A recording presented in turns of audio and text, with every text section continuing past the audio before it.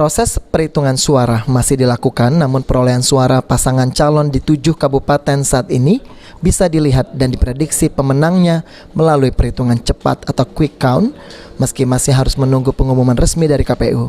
Sejauh ini dari 7 kabupaten yang melaksanakan pilkada, hasilnya cukup mengejutkan. Di 2 kabupaten, calon petahana atau incumbent berdasarkan perolehan suara tertinggal dari penantangnya. Hal ini menurut pengamat politik Bagindo Togar karena mesin parpol pengusung dan tim pemenangan yang tidak optimal. Beberapa media bakal ada 2 petahana yang bakal terjungkal.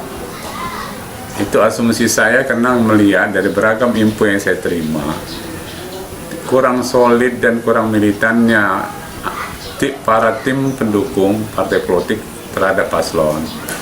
Tim pemenangan yang juga tergolong tidak kreatif dan kurang bisa menemukan pola yang membuat tingkat masyarakat itu meningkat.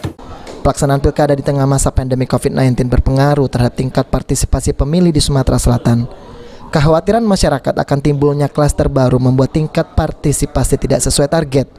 Masyarakat harus lebih memilih untuk mengutamakan kesehatan dan keselamatan, meski KPU telah memastikan pelaksanaan pencoblosan dilakukan dengan menerapkan protokol kesehatan COVID-19.